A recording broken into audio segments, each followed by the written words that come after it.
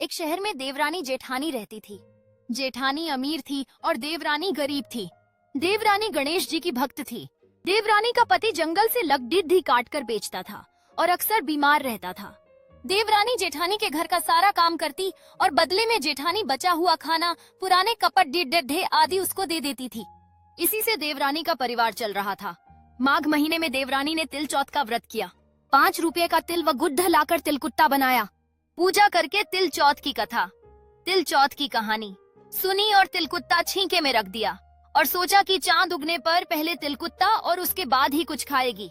कथा सुनकर वह जेठानी के यहाँ चली गई। खाना बनाकर जेठानी के बच्चों से खाना खाने को कहा तो बच्चे बोले, माँ ने व्रत किया है और माँ भूखी है। जब माँ खाना खाएगी हम भी तभी खाएंगे। जेठ जी को खाना खाने को कहा तो जेठ जी बोले, मैं अकेला नहीं खाऊंगा, जब चांद निकलेगा तब सब खाएंगे, तभी मैं भी खाऊंगा। जेठानी ने उसे कहा कि आज तो किसी ने भी अभी तक खाना नहीं खाया, तुम्हें कैसे दे दूं? तुम सुबह सवेरे ही बचा हुआ खाना ले जाना। देवरानी के घर पर पति बच्चे सब आस लगाए बैठे थे कि आज तो त्योहार है, इसलिए कुछ पकवान आदि खाने को मिलेगा। परंतु जब बच्चों को पता चला कि आज तो रोटी भी नहीं मिलेगी तो बच्चे रोने लगे। उसके पति को भी बहुत गुस्सा आया। कहने लगा, सारा दिन काम करके भी 2 रोटी नहीं ला सकती तो काम क्यों करती हो? पति ने गुस्से में आकर पत्नी को कपड़े धोने के धोने से मारा।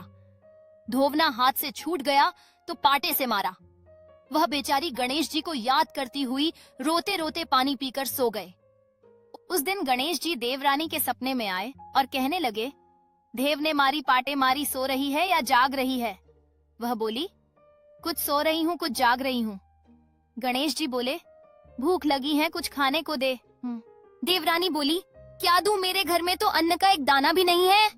जेठानी बचा खुचा खाना देती थी, आज वो भी नहीं मिला। पूजा का बचा हुआ तिलकुट्टा छींके में पड़ा है, वही खा लो।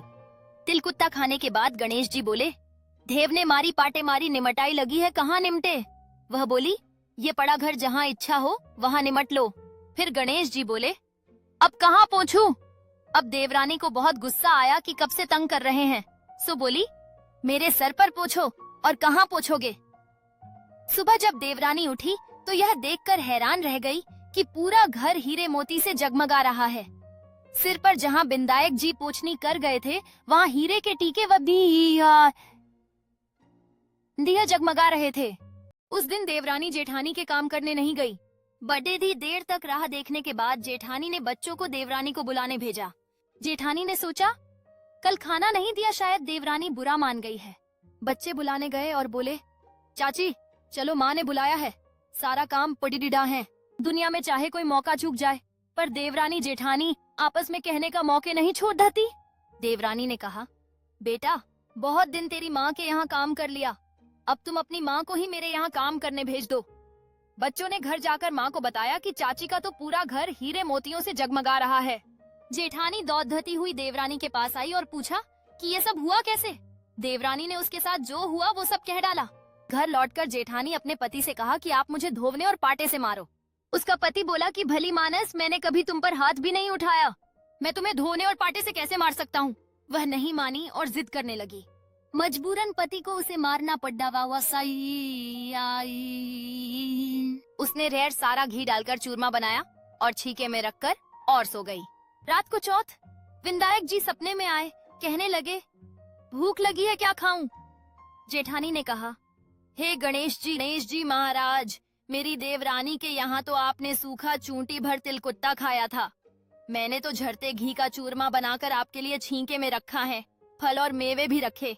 गणेश जी बोले, अब निपटे कहाँ? जेठानी बोली, उसके यहाँ तो टूटी फूटी झोपड़ी दी थी, मेरे यहाँ तो कंचन के महल हैं, जहाँ चाहो निपटो। फिर गणेश जी ने पूछा, अब पोंछू कहाँ? जेठानी बोली, मेरे ललाट पर बड़धी सी बिंदी लगाकर पोंछ लो। धन की भूखी जेठानी सुबह बहुत जल्दी उठ गई। सोचा घर हीरे जवाहरात से भर चुका होगा, पर देखा तो पूरे घर में गंदगी फैली हुई थी, तेज बदबू आ रही थी। उसके सिर पर भी बहुत सी गंदगी लगी हुई थी।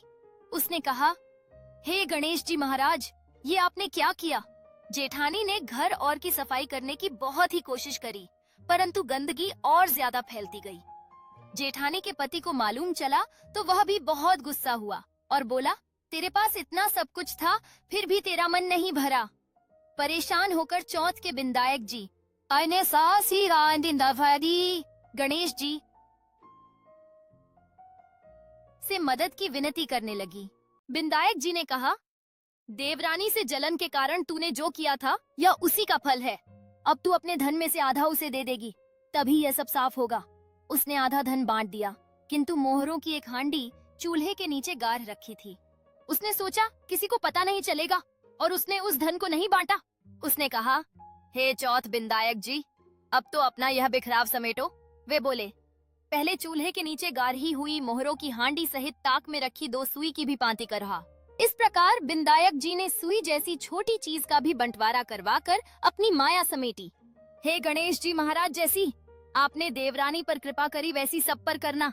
कहानी कहने वाले, सुनने वाले व हुंकारा भरने वाले सब पर कृपा करना, किंतु जेठानी को जैसी सजा दी वैसी किसी को मत देना। बोलो गणेश जी महाराज की जय। चौथ माता की जय।